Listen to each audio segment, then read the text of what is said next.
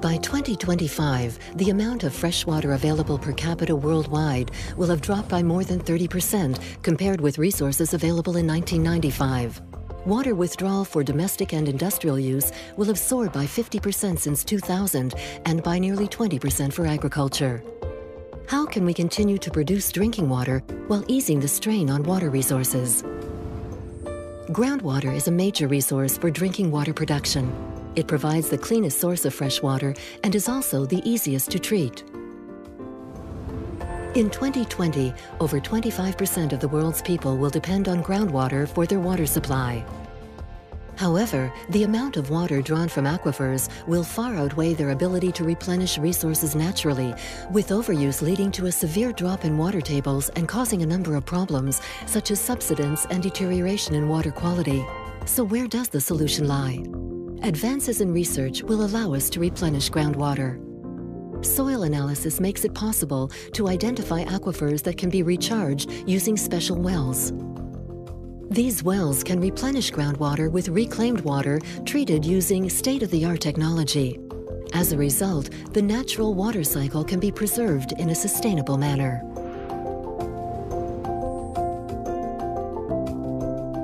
Rivers are another crucial resource. They provide a natural supply of fresh water, but are sometimes highly polluted. How can we make river water fit to drink? While today we are able to rid river water of nearly all impurities, advances in research over the next few years will bring more widespread use of high-performance treatment systems. Water flows through membranes that filter the water like a very fine sieve to remove impurities. Rivers and aquifers are vital resources, but they are not enough. By 2020, the amount of fresh water available to each of the world's people will represent only 1/3 of resources available in 1950. In China, renewable freshwater resources will be dried up by 2030. So where will we find other sources of supply? The sea is one solution. It offers a virtuously limitless resource. Yet, although water covers 72% of Earth's surface, 97% of it is salt water. However, for dry coastal regions, the sea is the only way to provide a major source of drinking water to meet the demands of population growth and economic development. But how can we make that water fit for drinking? Reverse osmosis is an effective means of seawater desalination. It involves using high pressure to push the water through a membrane that traps the salt, organic matter, and impurities. Unfortunately, this kind of technology is extremely energy intensive and creates a saline discharge. By 2020, we will have optimized the energy required to treat water and will be using renewables available along the coastline. Wind turbines, marine current power, photovoltaics, ocean thermal energy conversion. New techniques will reduce the salinity of discharge before it is returned to the natural environment, thereby neutralizing its impact. At the same time, biomonitoring systems will ensure we keep a watchful eye on marine ecosystems. Advances in research will help offset the environmental impact of desalination wherever possible. Seawater provides a real reservoir for the production of drinking water in dry countries. Drinking water distribution is another key challenge. Because preserving the quality of drinking water throughout the network until it reaches the tap is a real technological challenge. And because every time there is a leak in a pipe, water is wasted. These are the first things we should target to save water, things that can vary greatly from one country to the next.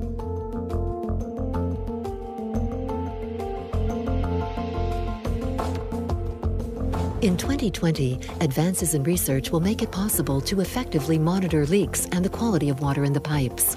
Acoustic sensors can detect leaks, and sampling systems can provide feedback on water quality in the network.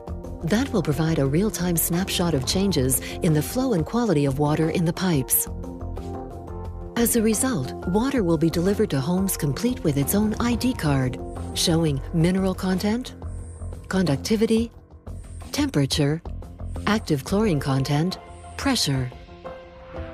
This will make it possible to monitor water quality and anticipate any pollution or deterioration in the network. This real-time water monitoring system is crucial for sanitation-sensitive facilities such as hospitals and daycare centers. Some specific uses do not require drinking water. These include flushing toilets, washing clothes, watering gardens, and cleaning cars. In 2020, households will reuse stormwater collected on the roof. The overall quality of this water is good, although it can be contaminated by airborne impurities and physical contact. Even if filtered on site, the quality of stormwater will never match that of the drinking water that flows out of the tap. However, stormwater is suitable for a number of other purposes, such as flushing toilets, washing clothes, and watering gardens, which makes it possible to limit drinking water consumption. Sophisticated treatment systems will also make it possible to take wastewater from households and use it in providing public services such as street cleaning. However, this kind of treatment will only be done at official treatment plants, not in homes. This provides an innovative alternative resource in areas affected by freshwater shortages. In 2020, advances in technology will provide access to different types of water resources based on usage, location, and climate. This will go hand in hand with an ability to produce and pipe high-quality drinking water for all, while conserving resources and protecting the environment. Heat is an efficient means of energy recovery. Waste is burned at temperatures of between 850 degrees centigrade and 1100 degrees centigrade to provide a precious source of renewable energy reused in district heating networks or turned into electricity using turbines. Technologies like pyrolysis and gasification can even turn waste, such as used tires, into byproducts with high energy value or molecules that can be reused in different fields. Biological reactions provide another means of reusing organic matter. Some types of waste are sent for composting in special facilities. As the organic matter breaks down, it releases natural fertilizers that can be used to improve soil and farming. Waste products containing a mix of materials are sent to landfill and recovery facilities. Drain systems used in these facilities automatically capture the gas released by the organic matter, which is rich in methane. This makes it possible to neutralize any pollutants and provide a major source of green energy. Steam for district heating networks, electricity, city gas after treatment, and even biofuel for cars. The future of waste management is increasingly unfolding in city centers. Innovative, odorless, anaerobic digestion facilities are appearing in city districts to provide a local source of renewable energy, a hand-in-glove solution combining waste potential with energy needs. These facilities are increasingly effective at capturing and recovering organic matter from waste. For instance, organic matter found in paper and cardboard fibers can now be broken down and extracted using enzymes. These facilities can even produce hydrogen, a gas with massive energy potential. In the city of the future, these energy platforms will be increasingly used on a local scale to adapt waste resources to immediate needs by turning one person's waste into another person's energy. In 2020, thanks to advances in research and the commitment of citizens, the circular economy will no longer be a distant dream. It will break down barriers between waste and energy.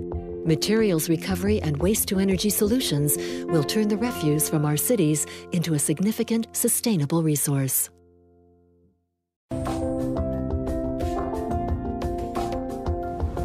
Our planet will be home to 7.5 billion people in 2020, making recycling an overriding priority. Sorting facilities will draw on state-of-the-art technology.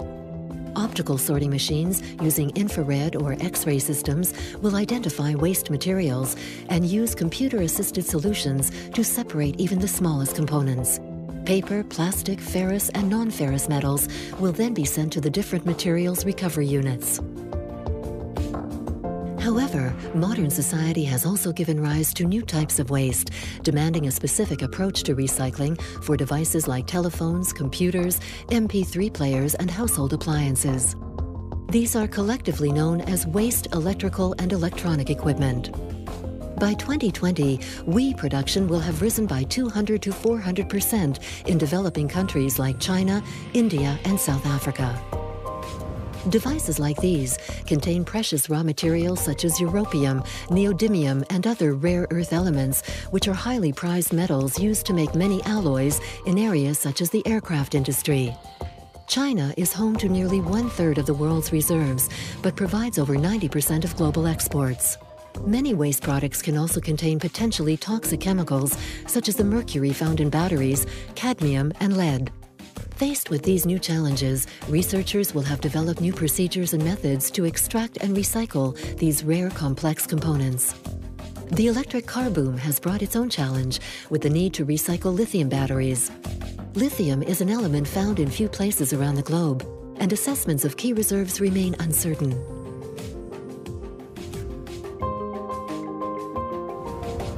Researchers have developed hydrometallurgical processes to extract and recycle lithium, real-life alchemy that avoids the need to mine and transport large quantities of ore. Nothing is lost, everything is transformed. This is the basis of the circular economy, and if waste is not suitable for materials recovery, then it is used otherwise.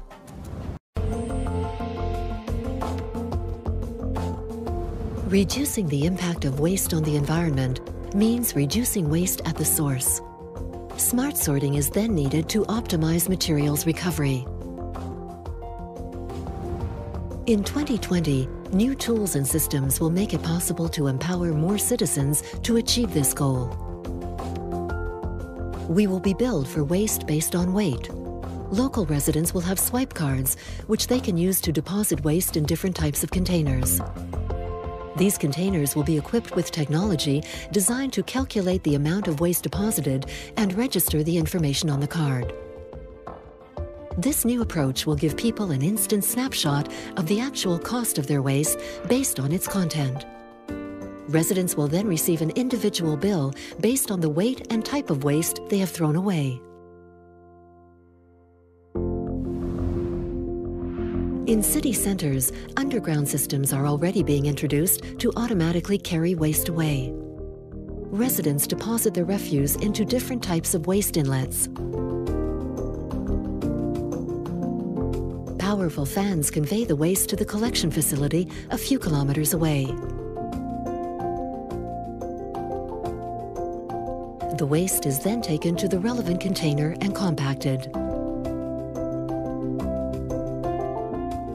This innovative approach eliminates the majority of unwanted aspects of waste collection, such as noise, odors, and litter.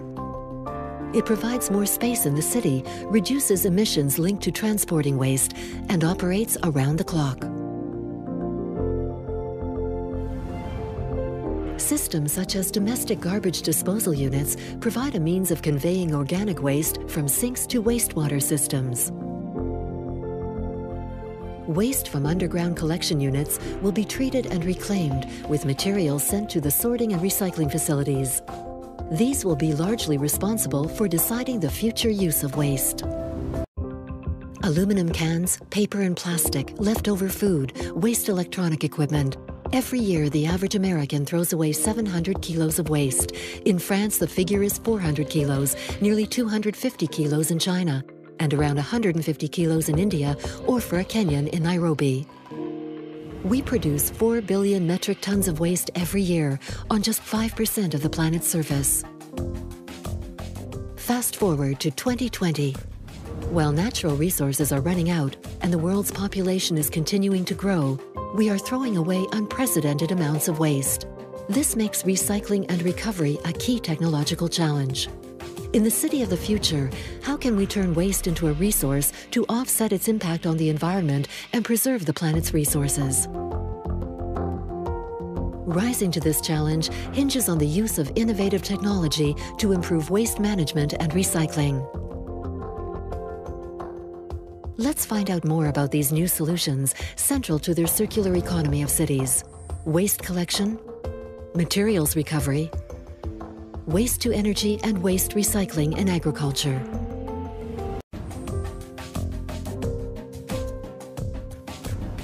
We spend over 80% of our time indoors, at home, at work, etc. Tomorrow's buildings will not only feature energy-positive and smart management solutions, they will also be designed to enhance quality of life and comfort for occupants. Advances in research will allow buildings to analyze the interior environment in each room down to the finest detail. Air quality sensors will pick up on even the finest dust, including chemical pollution from certain materials used in furniture and, of course, cigarette smoke. The air management system operates in real time to ensure occupants the quantity and quality of air needed based on the number of people in the room, the quality of the air outside, and specific needs. In 2020, advances in technology will enable smart building management, which is crucial in reducing energy bills and shrinking ecological footprints over time. It is also a key contributor to helping buildings fit into their surroundings and improving quality of life for occupants.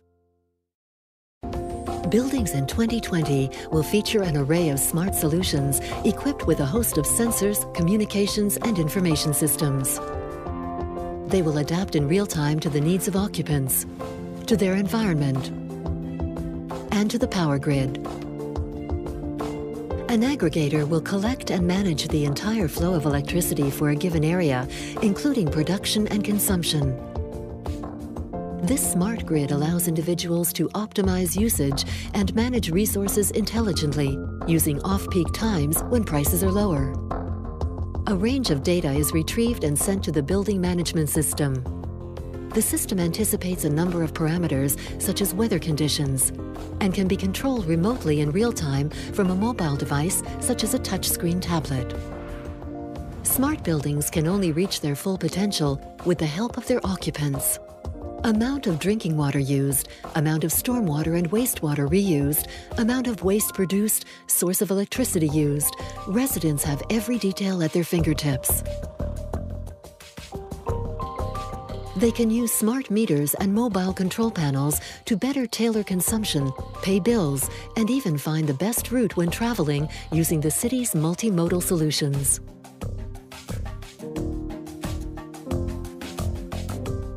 Building instrumentation and wiring give each occupant the option to download applications to manage new services.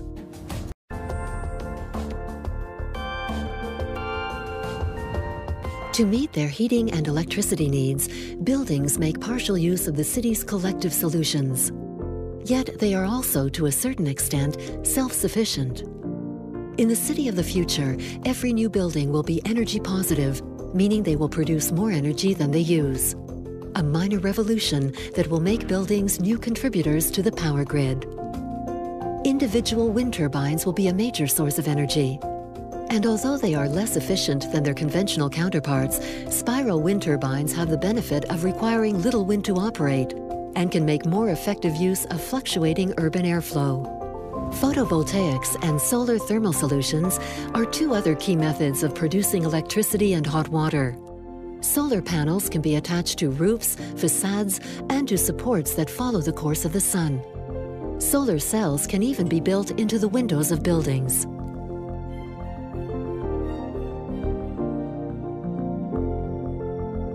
Subsoil allowing, buildings can also tap into shallow geothermal resources to meet their heating needs, using injection wells that allow water to retrieve the heat from the rock underground.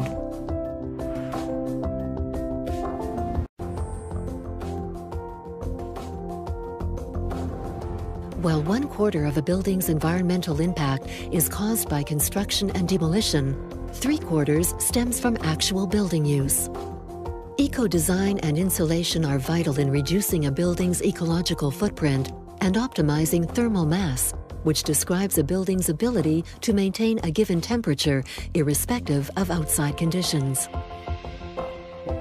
In 2020, thermodynamic modeling will provide an accurate assessment of all interaction between the building and its environment, along with detailed information based on the proportion of glazed surfaces and the emissivity of windows.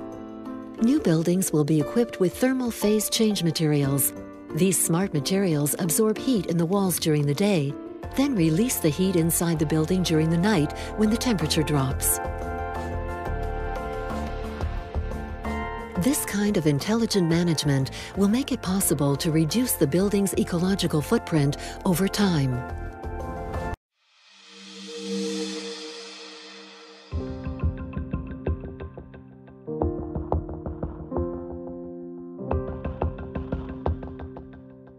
The buildings in which we live and work consume nearly 40% of the world's energy.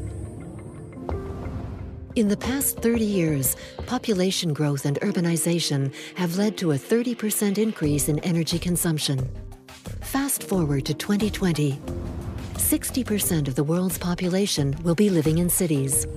1 million more people will flock to cities every week. In this urban environment, buildings will account for 60% of energy use and 40% of CO2 emissions, outstripping transportation and industry. In the future, how can we shrink the ecological footprint of buildings and improve quality of life for residents in cities? Rising to this challenge will require the use of innovative technologies to design sustainable, energy-positive buildings, able to produce more energy than they use. Let's take a closer look at these smart buildings, focusing on design, energy, smart management, interior air quality and comfort. これから先、街はどのように変わっていくのだろう。知りたい？え？お！君は誰？だから君は？新しい街では CO2 をできる限り抑えて地球のことをちゃんと考えているの。でもそれだけじゃない。そこに住む人々がもっと自由に安心して暮らしていける、そのことを一番に考えているの。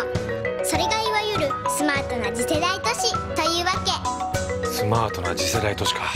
人々の暮らしと地球環境を両立させる。そのために日立はインフラの技術と IT を一つにしてこれからの街づくりに取り組んでいます。さすが未来の都市だ。未来じゃないよ。もう世界中で動き始めているんだよ。日立は全てを地球のために。Hitachi inspire the next.